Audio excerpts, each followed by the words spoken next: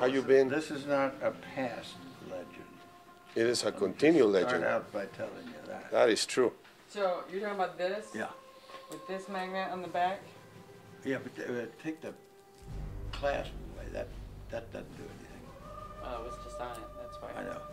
It'll So- grab anything that's coming. You could ask him where But he if was. you when put two of them on it, it'll strengthen the magnetic flux. So I'm sorry, do you want this thing? Or you just wanted to show it to me? Yeah, I want to put it somewhere. What? I mean, I'm not sure how much it'll get seen. Oh, you just mean you want it like there. I'm not sure no, that, that's I think, aluminum, see? yeah, I was gonna say, I don't think it's. Mueve stick. el teléfono. Yeah, and you know what, you can take that, we can take that phone off the It's fine. desk. It's fine. No, it's fine. It's fine, Christina. She Yeah, just need a little. She just need a little bit space. Why, is there always a blue light underneath that phone? I was gonna say no. It's this. Oh, This is your yeah. pen. This is your pen. I thought it was a very nifty pen. I was gonna It say is, this it is is. very nice. Permíteme. See, I got a pointer. There you go. Okay. The dress has holes in it. Yeah, those are the ones that the yeah. I mean, it's pretty neat. I like it.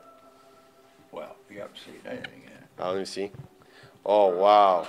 Now, there was a little guard over this Uh-huh. you use that's not sharp. It's blunt, like you usually point things out. Mm-hmm.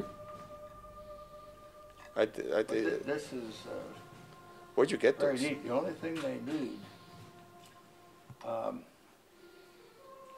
I've got another pen. Huh? Oh, I see. Because my finger is too fat, see. And Look at mine. No, but you have the those things with the little rubber thingies. yeah, that's what I mean. Yeah. I have another pen that's misplaced right now. You remind me to a certain friend that I know that has all the gadgets in the world. No, I'm not all that much of a geek, but I multitask. Yeah. Yeah. How you been? How you been feeling? Good. You look good. The age begins to catch up with you different places. Oh, but you look great. You look very good. Well, Lucy could give a more better opinion. I think he looks very good, no? He looks very, very good. And handsome. Yeah.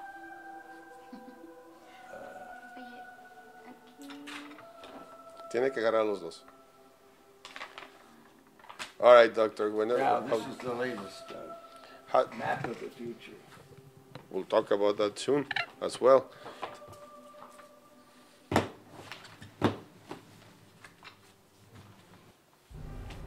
Beautiful. Okay. This is my What? Oh. family.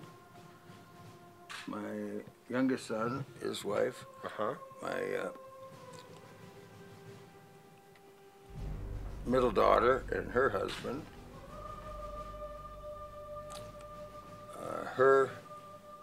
her son is here, and that's his wife, That's very neat. and behind here is the second great-grandson. Here's the first one. Wow. The second one is Ben Buzz. Ben Buzz. Ben Buzz. That is your. Well, Benjamin is his Benjamin. name, yeah. But we're going to call him Ben Buzz. I read somewhere that you changed that your sister was the one who named you Buzz because he couldn't say brother, he called you Buzzer, Yeah, Buzz yeah. or something like that. Alrighty, that's beautiful. How do you like to be called, Dr. Aldrin? Buzz? Buzz Ben. Yeah, I like that Buzz. well, right now I'm campaigning for lunar ambassador Uh-huh. for all of the 24. So your listeners think there are only 12 or 2 or 3 or John Glenn went to the moon. But 12 24 people did. 12 walked on the moon. But the others were essential for us to be able to, on the third time we sent people to land, had the confidence to go ahead and land. And of course, Neil and I had to have somebody bring us back who didn't land. So they're 12 and 12, sort of. Did you, let me just see if, we don't even need the light here. We're actually perfect. You're fine with the sun? Okay. Tell me, how do you, I mean, you're from the East Coast, and how do you come all the way to NASA and train to astronaut? I mean, did you always wanted to be an astronaut when you were young? No, I had my first flight in an airplane. See that little airplane with a propeller? I see it. Okay, there's a picture out there. But that's a Lockheed Vega. It was flown by my father. I was 2 years old, from New Jersey down to Florida. And then I had a second airplane ride in a seaplane, amphibian. Both were owned by Standard Oil of New Jersey, and my father was working for them in the reserve after having gotten his doctorate from MIT. And then he started the Air Corps Engineering School from 1920 to 25, and that's where all the people from World War I went through that, and then they became the leaders and the generals during World War II. And that engineering school became the Air Force Institute of Technology, and they're the ones who paid for my doctor's degree at MIT. Which is a very difficult school to get to. There are a couple of other coincidences like that that are back in the future that just point to how fortunate I've been to have a mother born the year the Wright brothers flew. Her last name was Moon. I get to fly in combat in Korea, and in NASA I initiate first one to train underwater for neutral buoyancy for spacewalking, in addition to the rendezvous techniques. And then I happened to be in the right place to be selected with Neil to be in the backup crew that first orbited the moon, and then to be put on the crew of Apollo 11 to fly LEM 5, which was not scheduled to be a lander until a guy who's now a friend of mine reduced the weight. The end of 1967, early 68. Before that, LEM 6 was going to be the first landing in mid-October with the crew of Apollo 12. Oh, so it's a little bit of changes that come along, and I was the beneficiary of those. And now my prime purpose in life is to try and get international, to have America lead international crews to permanence on the planet Mars through ideas that I originally generated in 1985, and they've been perfected, and now I think along with a few other changes that I would make in NASA because of the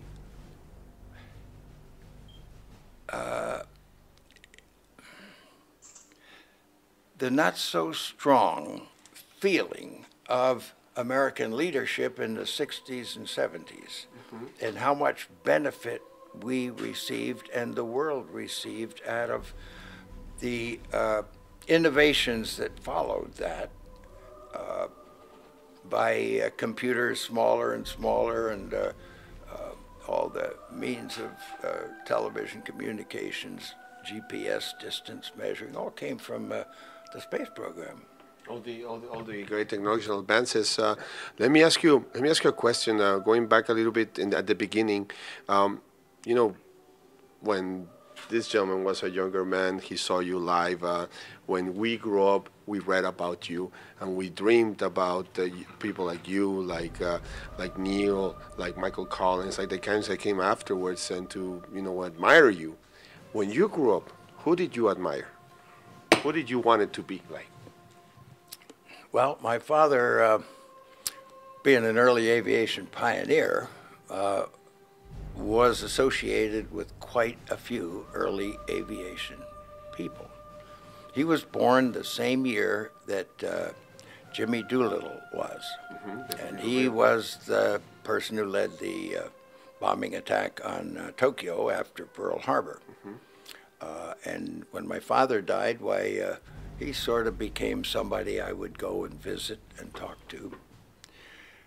Now, that second airplane ride I told you about, that airplane was christened with a bottle of champagne by Amelia Earhart. Wow.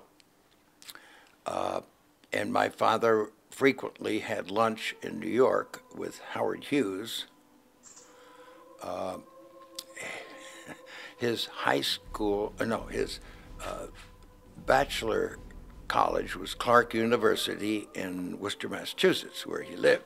And his physics professor was Robert Goddard, the father of U.S. rocketry and one of the three, Tsiolkovsky, Oberth, and Goddard, who actually experimented with liquid rockets. But they were making too much noise in Massachusetts, and he wanted to move to New Mexico.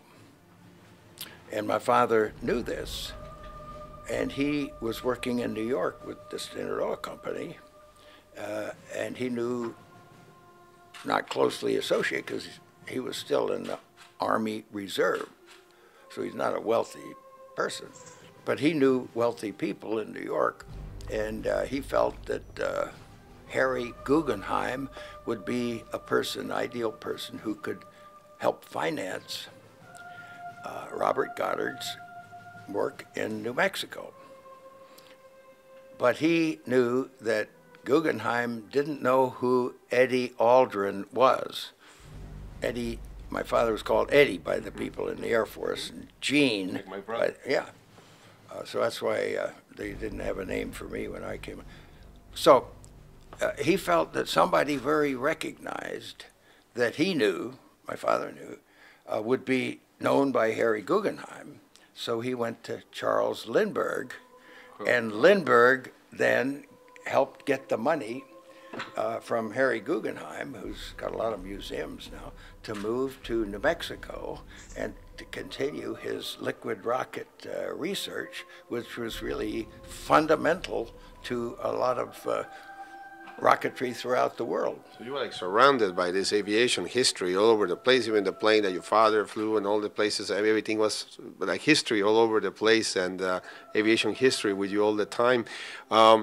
You get to NASA, you get the mission, you realize what the mission means, you realize the dangers of that mission, and I mean, you're a human being. I mean, everybody's afraid of something. I mean, I don't know if that made you a little bit of afraid, but did it scare you a little bit about the fact that you were going to do something that has never been done before? Well, when you first solo an airplane, you're a little concerned. And when you get into unusual positions and you have to recover, or you go unconscious because you pull too many G's, you get concerned. And then you're in combat and you make some good moves and you shoot down a couple airplanes, and you make some not so good moves, and you could have got shot down yourself. You know that the airplane engine can fail just on takeoff, and if there's a big cliff, you're in deep trouble until they come along with appropriate ejection seats. Flying in a spacecraft, the engine can stop, rate ignition, and in the Gemini, you have an ejection seat. Never used, but almost. And in Apollo, you have a tower that can pull you away from the booster. Shuttle didn't have anything like that. You can't shut the engines off, the solid rockets, and you have no way of really separating. It was not that good an advancement putting crew and cargo together. And the accident board recognized this after the second accident that we had. Now, there are a number of reasons why we can't, in America, take our own people up to a $100 billion space station that we've invested in. Well, there are a series of reasons why. And some people don't want all those stories told because they played a part in them. So I'm forming a foundation to review space policy from the very beginning up through Mercury, Gemini, Apollo, and after. Some things that we could have had, but we didn't get. And a lot of programs NASA would help develop, and then they'd put them on the shelf. And somebody would come along and take them off the shelf and develop them and make something good out of them. Does that upset you? I mean, back in the 60s, the technology wasn't as advanced, not even by far. The computers occupied a whole room, and that almost 45 years to the date that you accomplished this in Apollo 11, we can even catch our own ride to the space station, which is orbiting the Earth. Does that anger you? Yes, it really does. And we need to do something about it to regain that position. Now, President Obama, in April of 2010, went to Florida to give a speech and to meet people, and I managed to get on board the Air Force One airplane when a lot of people said, no, you can't do that. I said, yes, I can. So I got no, not that easy. So we welcomed the crowd and waved, and then I heard him talk about what we should do. And he referred to the moon as been there, done that.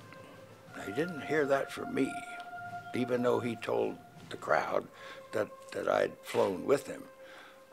He said we would orbit Mars, and in his lifetime, however that is, we would land on Mars. Now, this is 2040, 2038. That's when I think we can, with appropriate steps. But then he said we should send a human mission to an asteroid in 2025. Now, the scientists and NASA didn't understand, because that didn't make too much sense. If you send humans to an asteroid, they can only stay about 30, 60 days, and then they have to come home. The best way is to send a robot that can do things, but then they have to receive commands from Earth, and that's not too efficient. So some smart people said, well, why not on the first crewed mission of Orion? It'll be unmanned going to the moon in 2017, but we'll put a crew on it in 2021. Why don't we send a big bag out and grab a rock and bring it back to the moon?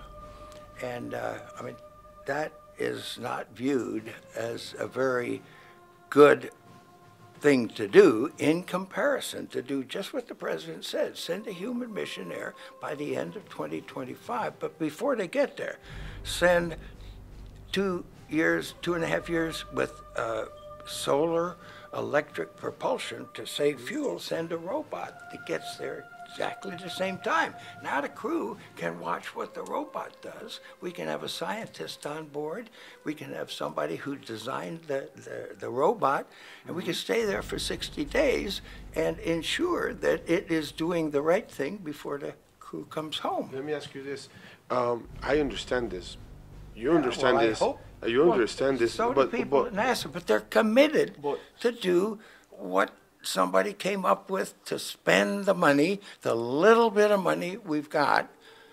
And the rocket that we're using was mostly old things left over from the shuttle. Now the Senate called them heritage components. How do you make understand, Dr. Boss, to somebody, let's just say in Nebraska, or somebody, let's just say in the middle of a poor town in Louisiana, that is, I believe, honest to God, I believe it's important to invest in space. Why? Because one day, excuse my French, the shit's gonna hit the fan when a big asteroid is coming to the Earth, Yeah. and we're not gonna do nothing about it. How do you make people understand? How do you make people care without having a race against the Soviet Union, for example? I was just talking to a very good friend of mine who's a TV news broadcaster about hopefully having a national 1-hour program 1 month before the 45th anniversary of landing on the moon. That's on July 20th, Sunday in July. That's when the president could talk about the objectives that he sees that he can accomplish during the rest of his second term. And I've given that a lot of thought, and I'd like to introduce those subjects to the nation on this TV program. But to a kid, let's just say a kid that probably will be manning that mission. The kids today will be the astronauts of tomorrow. What do you tell that kid for him to understand the importance of this? How do you talk to a kid about that? In the first place, we have to have a plan that satisfies the nation, who think back and saw the greatness that this nation had in leading the world in 1960s and 70s by catching up and then surpassing the Soviet Union, and landing on the moon 6 out of 7 times, and then going about spending the money on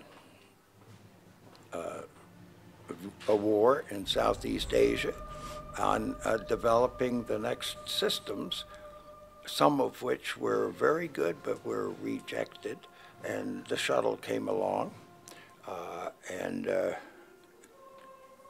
lost 2 crews because of certain design flaws, and then was instructed by the accident board to retire that before 2011, and that gave NASA 7 years to come up with a substitute. Well, we went to the moon in 8 years. We certainly ought to be able to do that. Now, that spacecraft that you referred to earlier, Orion, was in early development, I'm pretty sure, shortly after that time, when President Bush said we should land on the moon by 2020, finishing the space station, retiring the orbiter. But that Orion isn't going to be ready until 2021. That's 10 years late. Now, you can't do all these things on 0.5% of the budget. We needed 3.5% to 4% to get to the moon, and Mars is going to be much longer a development and much more expensive, and we're going to lead the world cooperatively, first at the moon, without landing our people there, because we've already done that. But we can help the other nations. Of course. And then after that, we can do things like this asteroid mission while we're helping other nations by building the bases, assembling them, not manufacturing them, but bringing them together. Now, we'll practice that on Hawaii, the Big Island. We'll do it at the moon for other nations and for us, because we'll learn how to do that. And then at the moon of Mars, 3 crews, a year and a half each, will assemble the objects landed by internationals that landed things on the moon, and we'll join, we'll make, but our job is to transport humans there so that when the base is built on the moon, then we'll send down crews, and they will be permanent. They won't return, because the purpose of going to Mars is to build up gradually a sustaining alternate habitation for humans from the Earth. Now think about history looked at 100,000 years in the future. When the Earth people decide to make a step toward populating another planet, that's a very big deal. And it's important, and it's vital for the survival of the species in case of an unforeseen situation. Do me a favor, boss. It's feel weird calling you boss because I feel respectful, you know, but I appreciate the confidence. This is probably one of the few times I'm going to get the chance to talk to you. And the day back 45 years ago, you guys are orbiting, you guys are about to land. What goes through your mind?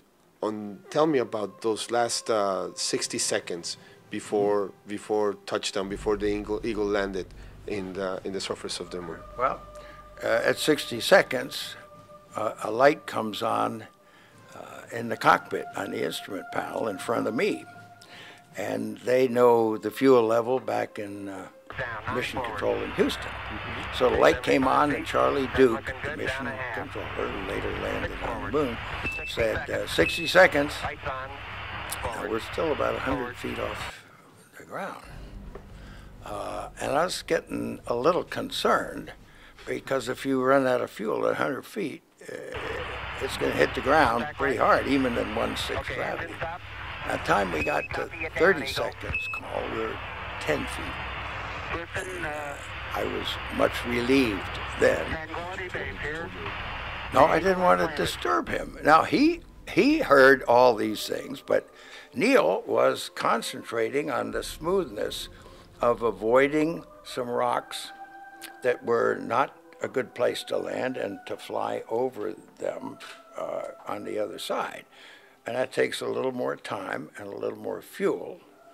And you remember I just told you about the LEM 5 being heavy and being reduced in weight? Now, I don't blame my friend for having reduced the weight, because it got us to the moon. But we were a little heavier than some of the later spacecraft. And it was the first landing, and we had to dodge some not so good places on the way down. You touched we had computer alarms.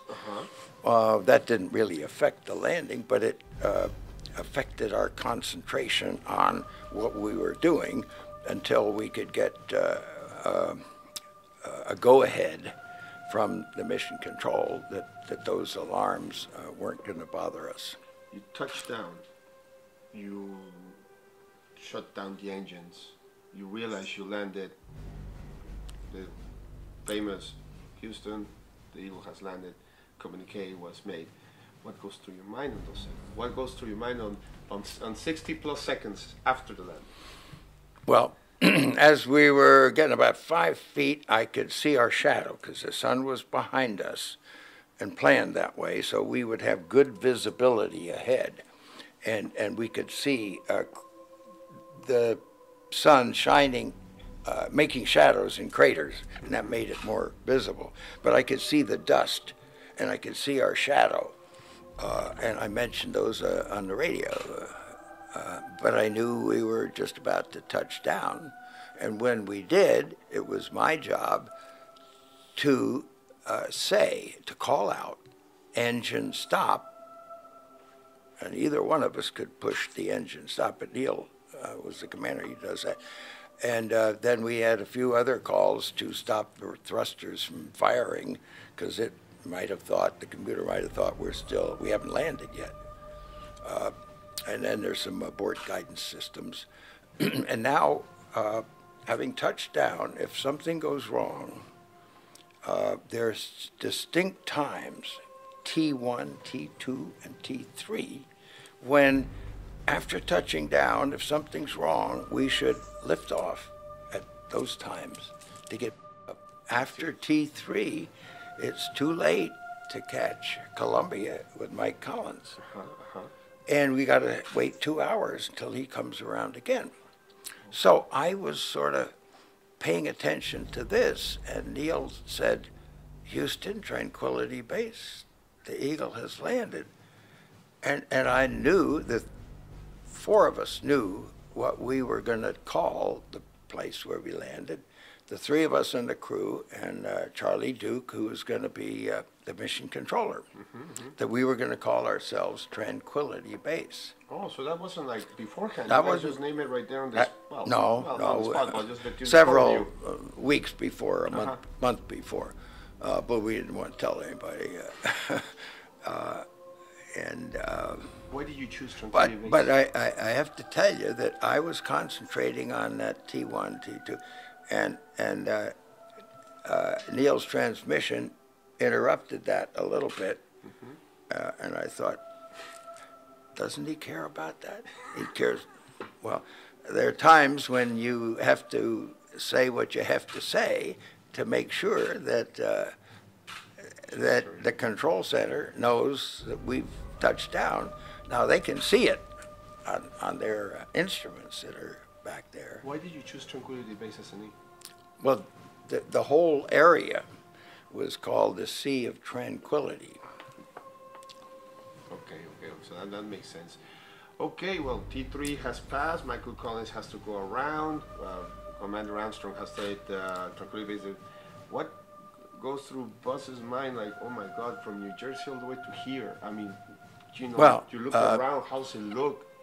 I was instrumental, along with Jack Schmidt, I think, and some others, in saying the first thing we should do when we touch down is get ready to leave in 2 hours. Might happen, probably not, but it will give us a chance to review the checklist, because we haven't been in the simulator for a while. We haven't gone through the routine leading up to lifting off. And I felt that's the most important thing we should do, get ready to leave. So we did that and had a countdown that we didn't actually start the engine. And then we started doing the next thing on the checklist. Well, we may have been quite tired. We may have had to go around a couple of times, and we might have been quite tired when we landed, so we didn't want the checklist to say, get ready to go out. And then we'd have to delay that. So we had the checklist say, we're going to have our sleep period first. Knowing that we would most likely request a change in the procedures, so that we would go out first and then sleep afterward. But even you're a very methodical man. All of us were. The little bit I've known you, you're very, and I love this about you. I'm being honest about that. But even beyond that methodicalness, even beyond the, okay, we have to do the checklist and stuff like that, there has to be a little bit of romanticism right there, what you have just accomplished. Realize, oh my God, at least forget the humanity. The first one in your family to see this, your fathers, your forefathers, your mother, all of them with you at that moment. How does that feel as a human being? Back in the 58, 59, after Sputnik, and we decided we were going to have a space program, President Eisenhower was asked by several people, well, are we going to send philosophers out into space to look down on the majesty, or artists maybe, maybe journalists to describe what they see? He said, no, we want success. So we're going to send test pilots into space. Well, when I heard that, I was flying supersonic F-100s in Germany. We were on on 5-minute alert with nuclear weapons to deliver to East Europe. All the Warsaw Pact countries. So Sputnik, beep, beep, beep, didn't make a lot of difference, but now I'm reading that my career may have been eliminated by my not being trained as a test pilot.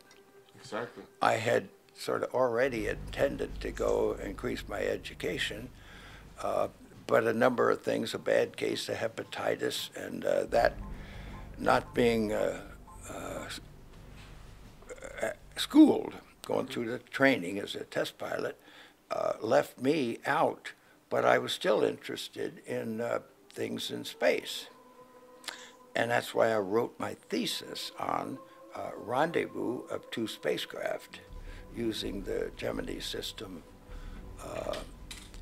the parameters, the orbits, the maneuvering capabilities, and so forth, as sort of the model. And when in 1962, in the late part,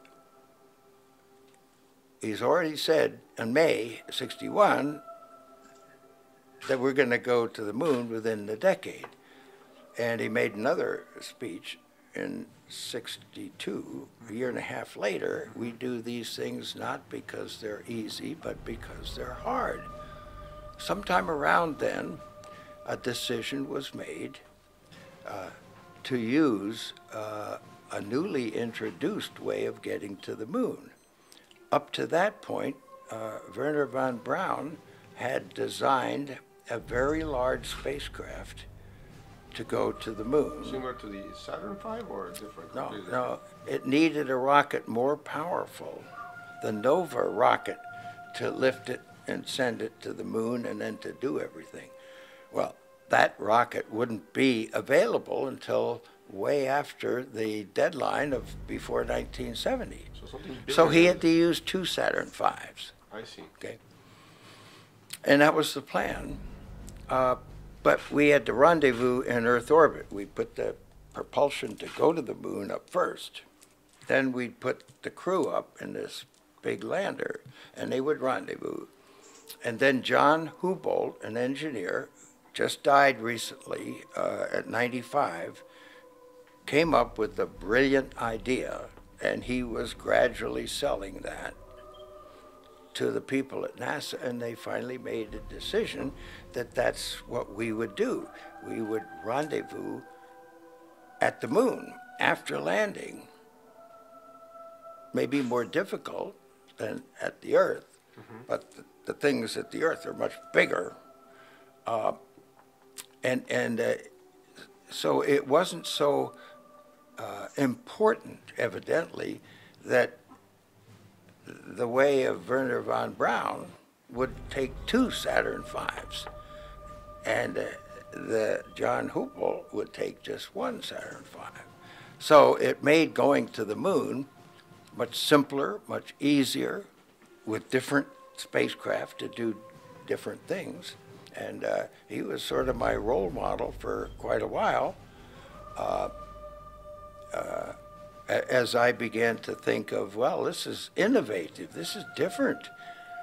So I, as part of my thesis, I just did a couple of computer runs for rendezvous around the moon, and it worked just as well as it did at the Earth. How does you're looking at the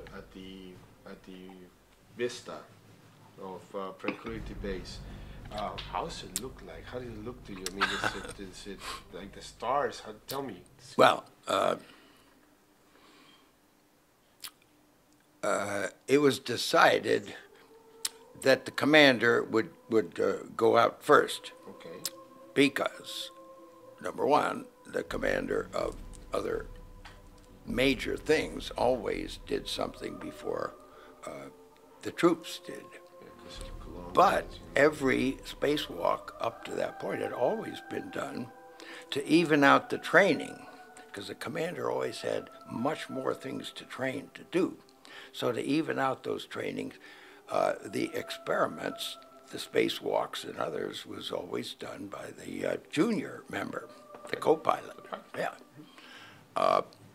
But the correct decision was made clearly, because if Neil had been sitting up there looking out the window while I went down and said something or other and picked up a sample, and then he came down.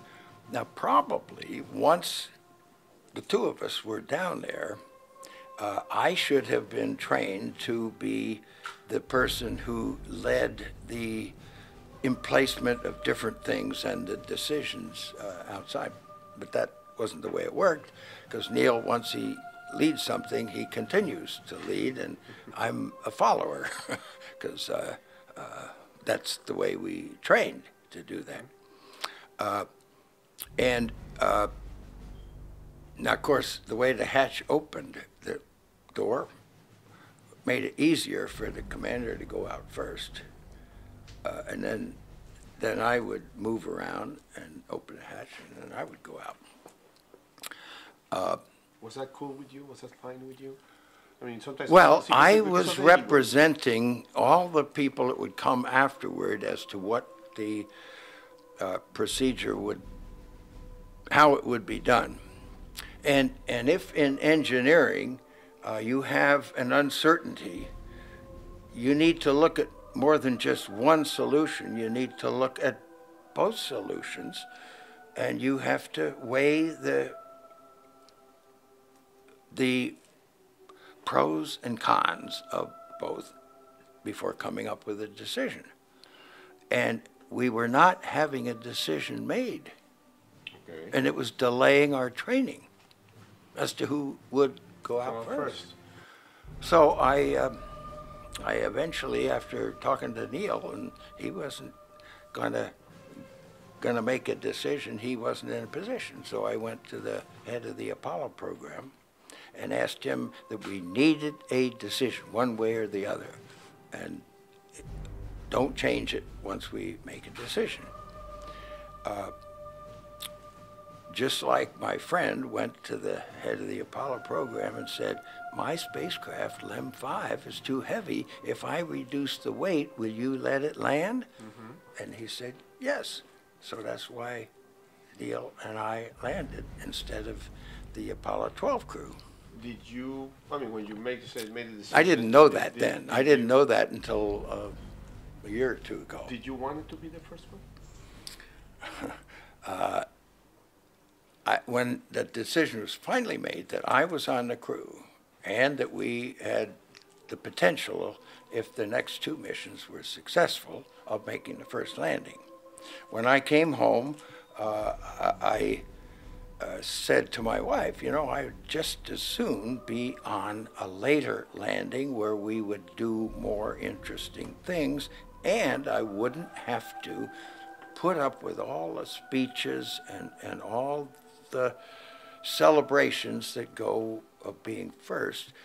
But I knew when I said that to her that I couldn't do that, mm-hmm. that I needed to do what was laid in front of me, mm-hmm. because it would endanger the other crew members if I split up the crew by saying that. And my future would not have been very rosy if I had said that. It doesn't take away, I mean, yes, it's historic, the first human being to touch the surface of the moon, but I mean, in my opinion, well, both of us were doing a lot of public appearances. We traveled around the world in 45 days, meeting different countries. On that tour, I was called off of the president's tour of these countries by the head of the labor union to make a speech in the middle of the tour. Okay. Because I had a membership in the machinists union. Okay. Because of the work I did outside the spacecraft on Gemini 12, instead of the #1 Air Force experiment, the maneuvering backpack, NASA canceled that because of a concern that the last mission might not be successful because a lot of the EVAs, spacewalkings, had not been that successful up to that point. But I was the first to train in neutral buoyancy underwater. Yeah. That wasn't my idea, but I understood it because I'd been a scuba diver for a long time since. I want to do that with, I mean, I did the zero gravity one. I do want to do the zero buoyancy one. I read somewhere, and I don't know if this is true or not, but I read somewhere that there was a problem with the button in order to take off after you guys finished, and you had to improvise, adapt, and overcome. What happened? Yeah. Well, it's not actually a button. When we came back in the spacecraft from being outside, now just before I did some demonstrations in front of the TV camera so that people could see the mobility that you could have. And not many people paid attention to that. So anyway, I go up the ladder, and Neil went back to the crater that we had flown over, took some pictures, and came forward. And I'm inside. Now, he comes back and up the very crude, simple clothesline with a pulley that went down so I could send him the camera initially down to the surface before I went down so he could take pictures. Then the purpose of it was to bring up the fairly heavy rock boxes afterward that had lunar material, because it would be very difficult to go up the ladder carrying a box. So I had to do some of these things also. So when both of us got in there, the taking off of the backpacks and connecting to the onboard system after we repressurized, close the hatch, repressurized, we needed to discard the backpacks because they were heavy, and we needed to lighten the weight for launch. So we had to get connected to the onboard system and then depressurize again, open the hatch, and throw out the backpacks and some garbage bags that we'd accumulate, and they're still up there on the surface. Following the moon. But we were moving around and doing these things. So then it was time to sleep, because we went outside first and we're going to sleep afterward. So I said to Neil, I'd like to sleep on the floor. He said, well, that's okay. I'll sleep on the back of the stand-up spacecraft. There was a cover that was covering the engine that would launch us back up. And it's a convenient place to sit down and to lean back.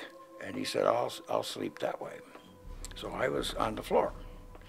And naturally, my side of the cabin was on the right and his side was on the left. So I put my head on the right side. And it was cold because we had depressurized and repressurized, and putting cold oxygen into the spacecraft twice causes it to be pretty cool. So we had the heat full turned up, put the helmets on to be warmer, and the gloves, and we were still cold, but I was able to look over and where the side of the spacecraft down and met the floor, there was a lot of dust that we tracked in, but there was something sitting there that was unusual, and it sure looked like the broken off end of a circuit breaker. Now, we had rows and rows of circuit breakers, and maybe half of them would be out because, like the parachute jettison switch, we don't want to accidentally throw Yeah. that switch and get rid of the parachutes, Yeah. we'd have a pretty hard landing. Well, that's in the other spacecraft, so I shouldn't be using that. But they're obvious. And So you when I looked up, it was the engine arm circuit breaker. Now, that's the one that is out until you get ready to land. You push it in, then you light the descent engine. After you have landed, then clean up, you pull that out again, and that one's got to be pushed in before you can leave the moon to come back to the Earth. And then what happened? What did you do? I've started a new answer to that question. Okay. We missed an opportunity for a great line. We could have said, Houston, we've got a problem.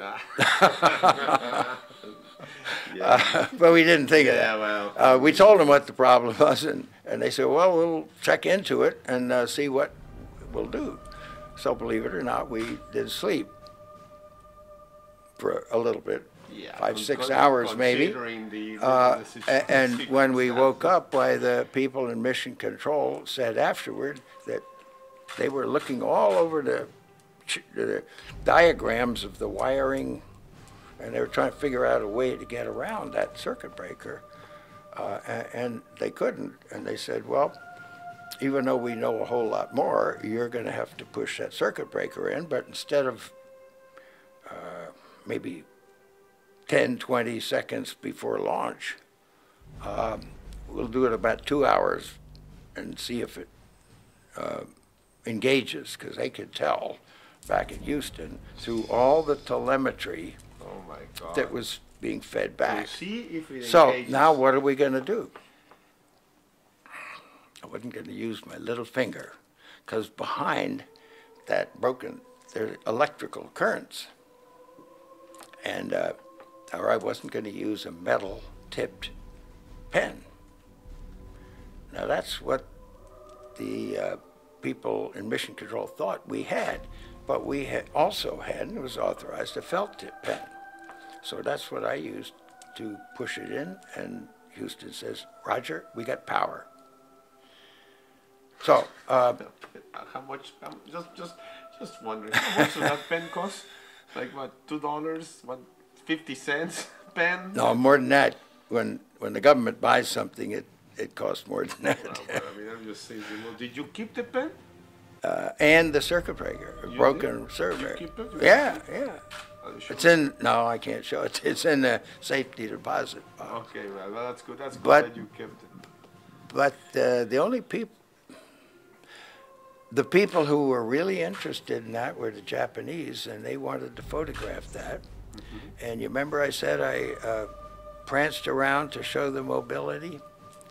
Nobody really asked me about that until 10 years later. A Japanese person came up and said, I saw you doing this, and I had my stopwatch checking everything, and it was, the mobility was just the way I had figured it would be.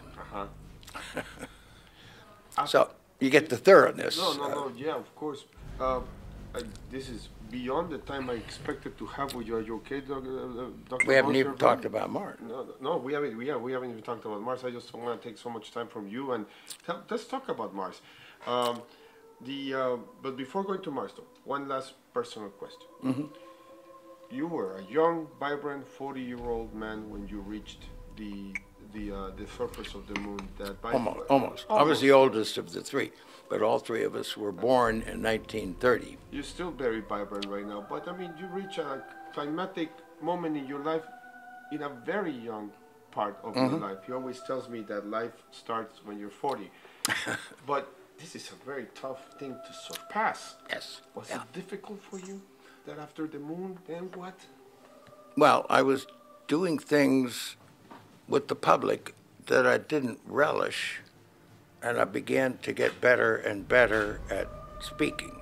Okay. And obviously it became something that I had to do anyway.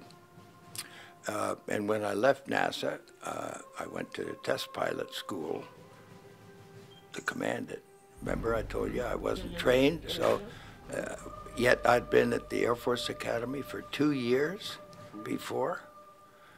I didn't get to be commandant of cadets at the Air Force Academy because they picked somebody else. I had a classmate at West Point whose father had been chief of staff of the Air Force, Vandenberg. So he got that job, and they sent me to command the test pilot school. Now, again, that isn't really what I wanted to be known as. A test pilot. Not, I mean, that's a very noble profession, but I was interested in space things and further advanced. So after a year doing that, I retired, and I found that I didn't have that much really to do. Go to a big company that might lose the next contract. So all of these things kind of caught up with me with an inherited tendency for depression.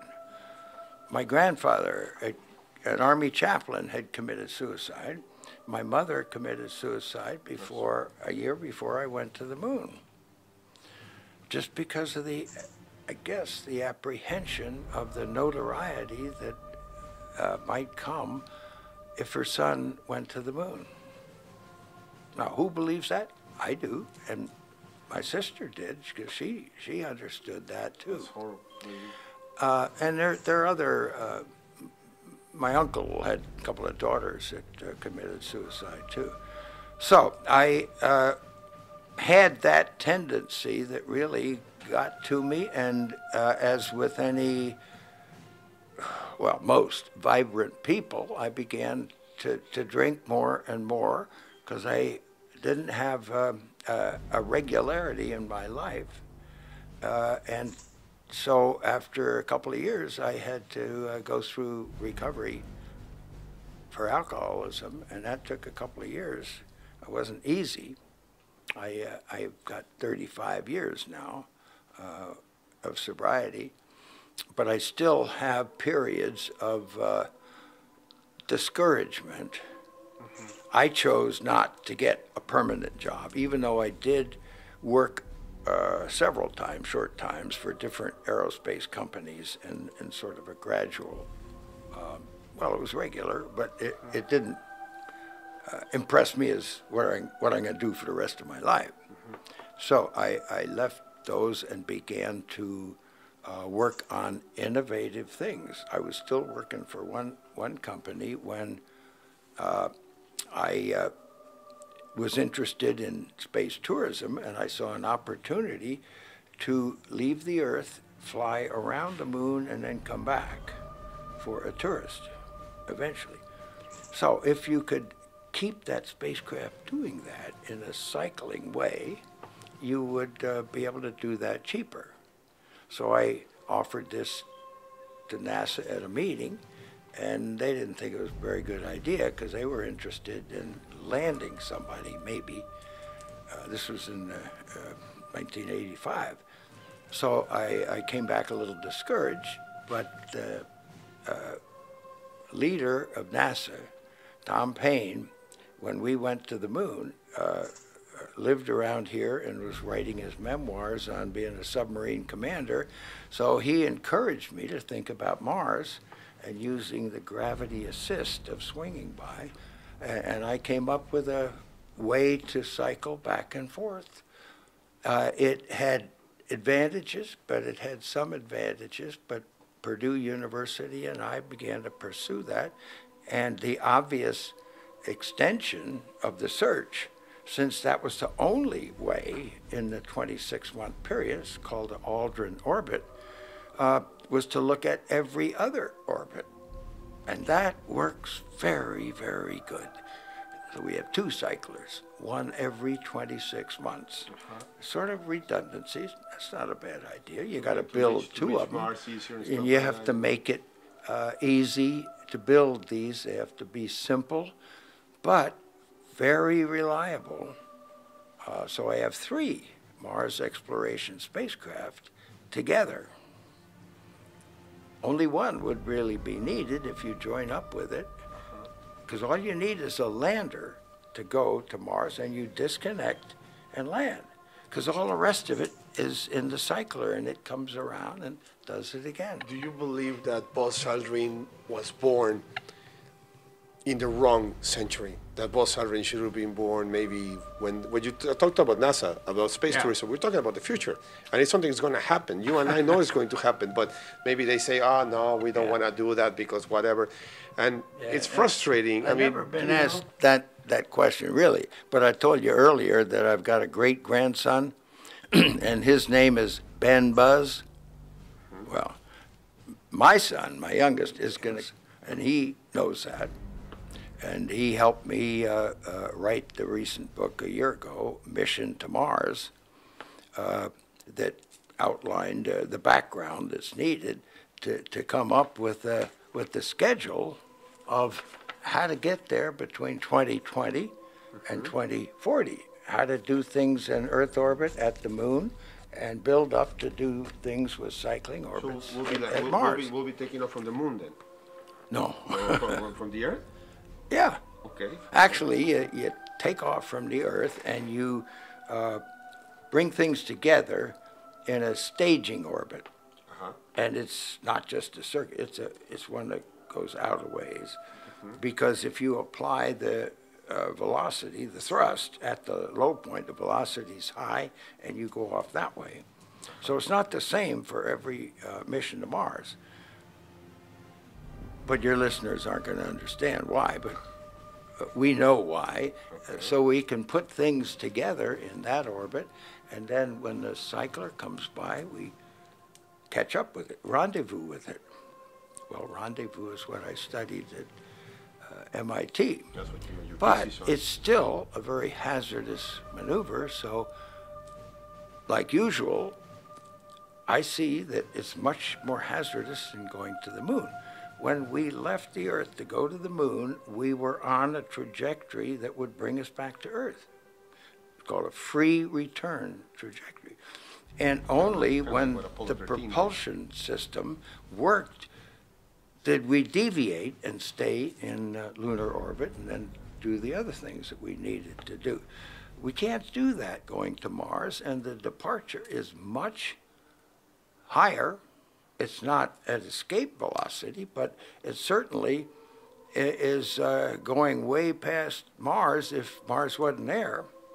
And if the engine cuts off pretty close, or not quite, we're not going to get to Mars, and we're going to be in such a big orbit that we're not, it's questionable whether we could ever come back. And we don't have a rescue. We can't afford to have somebody standing by to make that rescue. So what are we going to do? Well, I know what we do. We launch 2 rockets, half the size of one big one. Why? Well, because 2 rockets don't have to be as big as one rocket to take what we need. And after looking at what we really need, we need 2 spacecraft to go. And that's very convenient. We'll have 2 rockets, and they'll go in formation. No, that's not a good idea.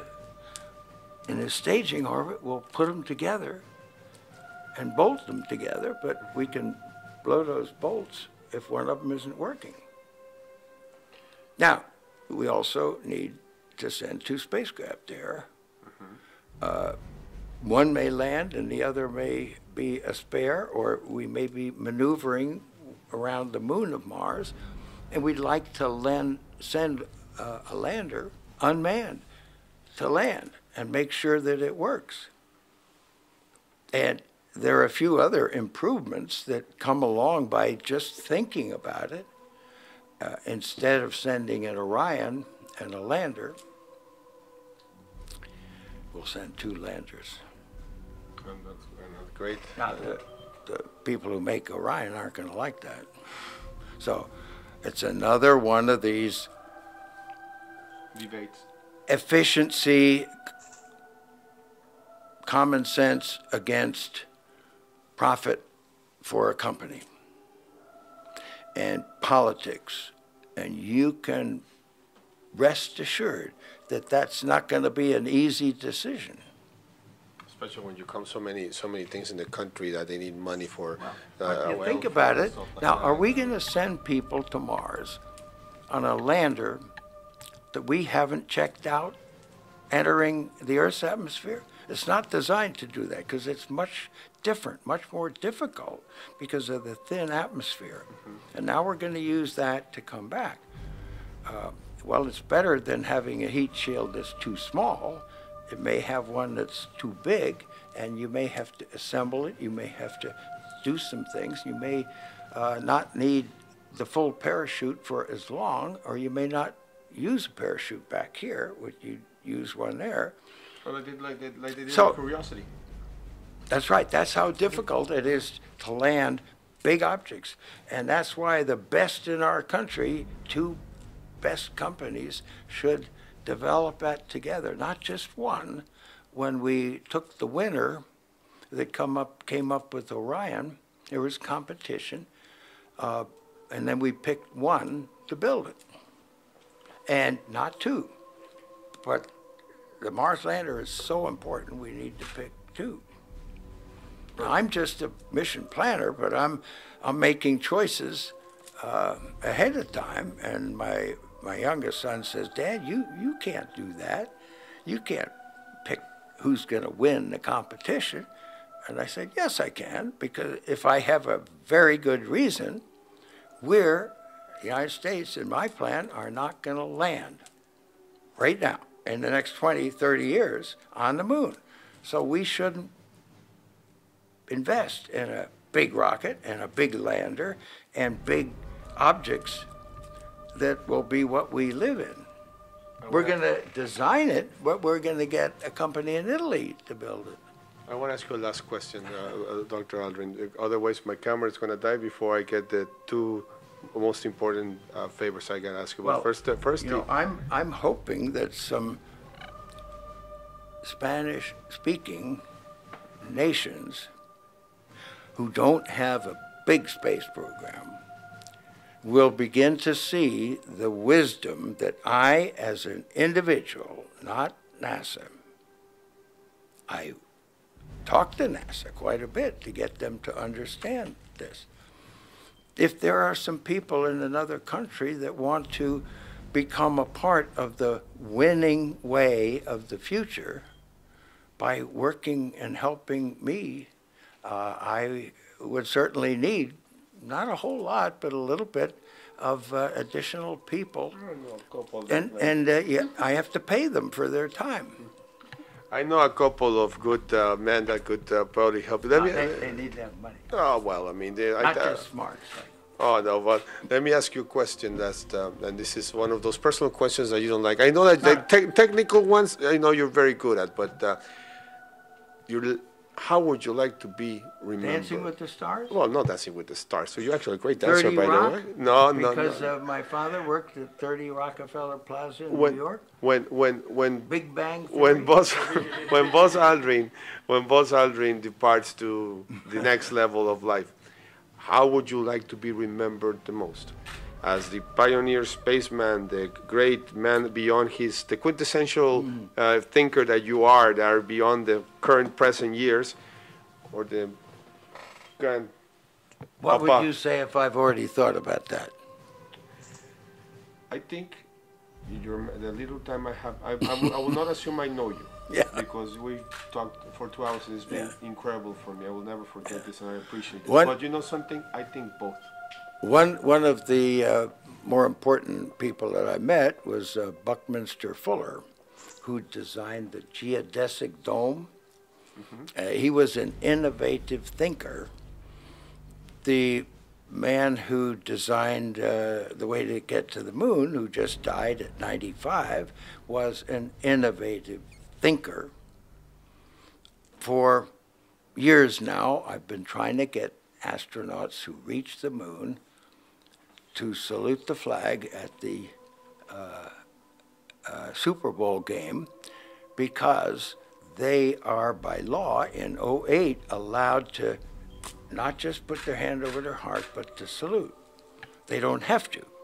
But the public needs to know that these people at celebrations, at the national anthem, those people are veterans and they've served their country. Now, I still want to get all 24 people who reached the moon 40 years ago to be lunar ambassadors. Retired, of course. Not going to cost the government any money, but it's going to help identify to the American people and all those people around the world, the Chinese, the Indians, and others who may be thinking. But in the process, I've kind of toyed with the title of Global Statesman for Space, because I'm trying to do this as a statesman, not a military, not a government person, but I'm trying to do this for the internationals. I'm trying to be as much of a statesman as I can. Would that be more important It's for like you? a futurist. Of course, of course. And I really think, maybe it's because I'm somewhat alone in doing this, that I enjoy doing this more than some of the things that were decided that we would carry out. I wasn't in the timing to be a commander of a mission that went to the moon. And I was very fortunate with all the things that did happen to participate and contribute in the way I did. So just being a futurist, a lot of people can say, oh yeah, I think about the future, but they don't think about it quite as intensely as I do. And what do we need to do? Who do we need to cooperate with to retain this assisting leadership role at the moon, so that we can then use those things to help us lead the other nations with our transportation leadership and our ideas and our dedication and the fact that we've been to the moon before. So we can use that to help the world and help the other nations who come along and land with us. So in 100 years, I'm going to see, well, not me, but maybe my children, or my children's children will see, here was Buzz Aldrin, the man that, the futurist, the father, the grandfather. Could that be an accurate assessment of the legacy of Buzz Aldrin? There's a toy up on the shelf there that's signed by the head of the Disney company that produced Toy Story, and he wrote on it, and I used that as my Twitter identification, the real Buzz. It's you. Yeah, and I don't have a middle name, and it would probably be not that humorous if I were to adopt the middle name of Lightyear. No. I mean, they took my name and didn't compensate me for it appropriately. I'll take their name. You're much handsomer than him. Thank you so much, Dr. Aldrin. Well, I've used the analogy of going through life with arms spread out, taking every opportunity that comes along as I move through life, and seeing which of these is the best for me to pursue. But don't eliminate anything, because you never know when you may have just rejected just the thing that you should be doing. And of course, you have to associate with all your schoolmates and work to be a leader where you can. Not everyone can be a leader. I really wasn't a leader in many things, but I used my brain to help become a leader with education. That's the key. to your future is education and being open-minded, because that pays off. There's a simple analogy that the mind is like a parachute. It only works when it's open.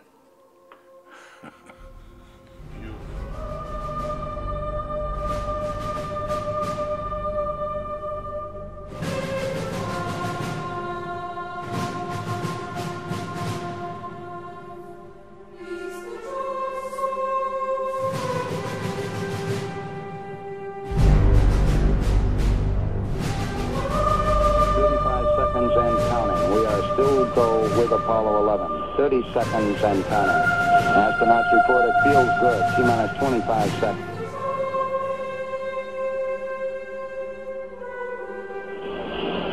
T-minus 15 seconds. Guidance is internal. 12, 11, 10, 9. Ignition sequence start. 6.